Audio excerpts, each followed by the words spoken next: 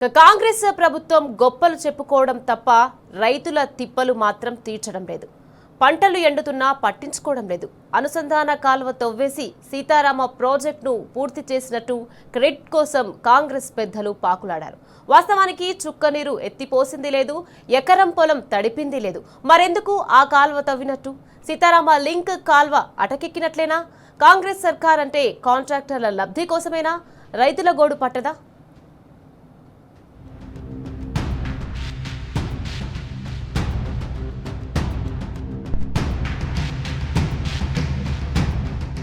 సాగునీరందక ఖమ్మం జిల్లాలో వరి పొలాలు ఎండుతున్నాయి.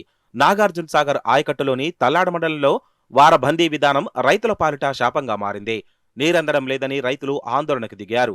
వారబందీ విధానం వల్ల పంటలు ఎండుతున్నాయని ఆవేదన చెందుతున్నారు. అధికారులు ప్రజాప్రతినిధుల దృష్టికి తీసుకెళ్లినా సరైన రీతిలో సాగర్ నీరు అందకపోవడంతో వరి పొలాలు ప్రమాదంలో పడ్డాయి. పలు గ్రామాల్లో ఎండిపోయి నెర్రెలు బాశాయి. బోనకల్ మండలంలోనూ పలుచోట్ల ఇదే పరిస్థితి నెలకొంది. దీంతో ఖమ్మం జిల్లాలో 3 మంత్రుల నిర్లక్ష్యంపై రైతులు మండిపడుతున్నారు. నీళ్లిచ్చి రైతాంగాన్ని ఆదుకోవాలని డిమాండ్ చేస్తున్నారు. సీతారామ లింక్ కెనాల్ ఎటుపోయిందని, గోదావరి నీటిని ఎత్తిపోసి అవసరమైనప్పుడల్లా వైరా రిజర్వాయర్ నింపుతామని చెప్పిన మంత్రులు ఎటుపోయారని ప్రశ్నిస్తున్నారు. రాజీవ్ లింక్ కెనాల్ పేరుతో కాంగ్రెస్ సర్కారు చేసింది డ్రామానేనా అంటూ ప్రశ్నిస్తున్నారు. ఎండలు ముదిరాయి.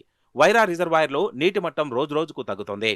పూర్తిస్థాయి నీటి మట్టం 18.3 అడుగులు కాగా ప్రస్తుతం అది గణనీయంగా పడిపోవడంతో 12 అడుగులకు దిగువన ఉండడంతో రైతులు తీవ్ర ఆందోళన చెందుతున్నారు.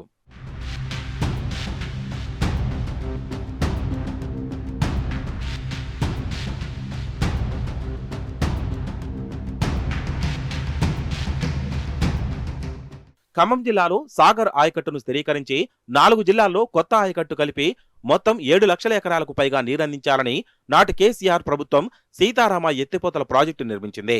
ఖమ్మం జిల్లాలో నాగార్జున సాగర్ ఎడమ కాలువ కింద సుమారు 17 మండలాల్లోని 2,54,000 ఎకరాల్లో సాగవుతుంది.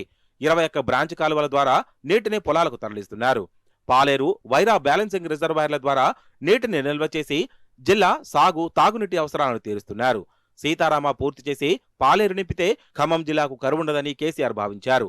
పంపు హౌజులు, ఏన్కూరు దాకా ప్రధాన కాలువ తవ్విన తర్వాత కేసీఆర్ ప్రభుత్వం మారి కాంగ్రెస్ అధికారంలోకి వచ్చింది. దీంతో సీతారామ ప్రాజెక్టు మూలన పడింది. కాంట్రాక్టర్ల జేబులు నింపుకోవడానికో కమిషన్ల కోసం చేశారో గాని 100 కోట్ల రూపాయలు వెచ్చించి ఏన్కూరు మండలం వినోబానగర్ నుంచి సాగర్ కాలువ వరకు 8 కిలోమీటర్ల మేర ఓ లింకు కెనాల్ తవ్వారు. దానికి రాజీవ్ లింకు కెనాల్ అని పేరు పెట్టారు. రైతులు, ఖమ్మం జిల్లా ప్రజల నుంచి వ్యతిరేకత రాకుండా రాజీవ్ లింకు కెనాల్ పేరుతో డ్రామా ఆడారు. గోదావరి నీళ్లు తెచ్చి వైరా రిజర్వాయర్ నింపుతామని, దాదాపు 1,30,000 ఎకరాలకు ఇటు కృష్ణ, అటు గోదావరి నీళ్లు పుష్కలంగా ఇస్తామని డబ్బాలు కొట్టారు. ముఖ్యమంత్రి రేవంత్ రెడ్డిని తీసుకొచ్చి ప్రారంభం కూడా చేశారు. గోదావరి నీళ్లు తెచ్చేశామని కాంగ్రెస్ మంత్రులు చెప్పుకున్నారు. కానీ ఆచరణలో మాత్రం గుండు సున్నాయే మిగిలింది. అడపాదడపా ట్రయల్ రన్ చేసి కృష్ణా నీరొచ్చే కాలువలో గోదావరి నీళ్లు కలిసిందే కానీ 1 ఎకరాకు గోదావరి నీరు పారిందే లేదు. వైరా ప్రాజెక్టు నింపిందే లేదు. ఇప్పటికీ 3 సీజన్లు పోయాయి. ఇందులో 2 యాసంగి పంటలే. నిజంగా రాజీవ్ కెనాల్ ఉపయోగకరమైనదే అయితే ఎందుకు గోదావరి నీటిని వైరాకు ఎత్తిపోయడం లేదు? అంటే రైతుల గోడు ఈ మంత్రులకు, ప్రభుత్వానికి పట్టడం లేదా? ఉమ్మడి ఖమ్మం జిల్లా పర్యటనకు వచ్చి గొప్పలు చెప్పుకుంటూ వైరా ప్రాజెక్ట్ ఏదైతే ఉందో దాన్ని బ్యాలెన్సింగ్ రిజర్వాయర్ చేస్తామని చెప్పేసి సీతారాం ప్రాజెక్టు ద్వారా ఈ వైరా ప్రాజెక్టుకి నీళ్ళు అందిస్తామని చెప్పేసి 2025 సంవత్సరంలో వచ్చి ఆర్భాటంగా పంప్ హౌస్ ఓపెన్ చేసి దాదాపు సంవత్సర కాలం గడుస్తున్నప్పుడు కూడా నేటికి కూడా ఒక చుక్క నీరు అందించలేనటువంటి పరిస్థితి ఏర్పడింది. ప్రస్తుతం ఎండాకాలంలో ఉన్నటువంటి సీజన్ చూసినట్లయితే అటు తాగునీరుకి, సాగునీరుకి చాలా ఇబ్బందులు పడేటటువంటి పరిస్థితి ఉంది. ఈరోజు చాలా తీవ్రమైనటువంటి నీటి ఎద్దడి ఎదుర్కొనే పరిస్థితి ఉంది. ఒక పక్కన నాగార్జున సాగర్ డ్యాంలో కూడా నీళ్ళు లేవు. వారాబందీ ద్వారానే ఎడమ కాలువ ఆయకట్టుకు నీళ్ళు ఇస్తామని చెప్పి ఒక పక్కన సాగర్ ఆయకట్టుకి వారాబందీ కొనసాగుతూ ఉంది. వారాబందీలో కూడా వారం అయిపోయిన తర్వాత కూడా నీళ్ళు ఇవ్వకుండా 10 రోజులు 12 రోజులు పెట్టి ఇవాళ వరి పొలాలకి పొట్ట దశలో, ఈన దశలో నీళ్లు అందట్లేదని చెప్పి తల్లాడ, కల్లూరు మండలం, పెనుబల్లి ప్రాంత రైతులు ఆందోళన వ్యక్తం చేస్తున్నటువంటి పరిస్థితి ఉంది. దీంతోపాటు వైరా రిజర్వాయర్ కింద 25,000 ఎకరాలు ఉంది. వైరా రిజర్వాయర్లు ఇవాళ 11.5-12 అడుగులకే వచ్చినాయి. 11 అడుగులు కిందికి పోతే మిషన్ భగీరథకు కావాలి కాబట్టి నీళ్లు సప్లైని ఆఫ్ చేసే పరిస్థితి ఉంది. ఇప్పటికే తూములకు నీళ్ళు ఎక్కక, పోర్స్ రాక శివర భూములకు నీళ్ళు అందే పరిస్థితి వైరా రిజర్వాయర్ ఆయకట్టు కూడా లేదు. మరి వైరా రిజర్వాయర్కి ఏదైతే సీతారామ ప్రాజెక్టు లింక్ కెనాల్ అనుసంధానం చేసినమన్నారు, వెంటనే సీతారామ ప్రాజెక్టు ఆ బీ కొత్తూరు దగ్గర ఉన్నటువంటి లిఫ్ట్లు 4 మోటార్లు కూడా ఆన్ చేసి ఆ నీళ్ళని ఇక్కడికి వదిలి అటు దీంతో పాటు అటు కల్లూరు, పెనుబల్లి, తల్లాడకు కూడా సాగర్ ఆయకట్టులో కూడా సీతారామ ప్రాజెక్టు నీళ్లు గోదావరి జలాలు ఇచ్చే అవకాశం ఉంది. కాబట్టి ప్రభుత్వం వెంటనే ఆ చర్యలు చేపట్టాలని మేము తెలంగాణ రైతు సంఘంగా డిమాండ్ చేస్తాం. వైరా రిజర్వాయర్ కింద 17,500 ఎకరాలు సాగవుతుంది. వైరా బ్యాలెన్సింగ్ రిజర్వాయర్ తర్వాత సత్తుపల్లి, మదిర, వైరా నియోజకవర్గాల్లో 130,000 ఎకరాలకు సాగునీరే ప్రధాన వనరు. ఒకవేళ సాగర్ నీటి విడుదలలో ఆలస్యమైన గోదావరి జలాలతో ఈ ప్రాంతానికి నీరందించేందుకు కేసీఆర్ ప్రణాళిక రచించారు. కానీ అనాలోచిత కాంగ్రెస్ సర్కార్ మిగిలిన సీతారామ పనులు పూర్తి చేయలేదు. 2.5 ఏళ్లలో తట్టెడు మట్టి కూడా తీయలేదు.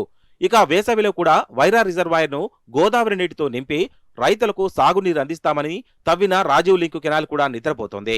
దీంతో వైరా నియోజకవర్గంతో పాటు సత్తుపల్లి, మధ్య ప్రాంతాల్లోని సుమారు 1.30 లక్షల ఎకరాలకు గోదావరి జలాలు ఇస్తామన్న కాంగ్రెస్ మాటలు కల్లబుల్లి కబుర్లుగానే మిగిలిపోయాయి.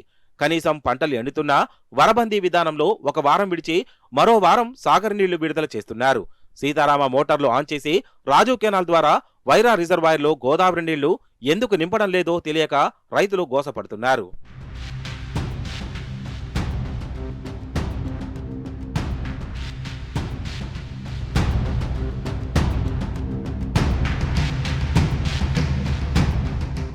ఓవైపు నెర్రలు బాసిన పంట పొలాలు, మరోవైపు చుక్క నీరు లేని సీతారామ కాలువ ప్రాజెక్టు కాలువలు ప్రస్తుతం ఎడారిని తలపిస్తున్నాయని రైతులు ఆవేదన వ్యక్తం చేస్తున్నారు.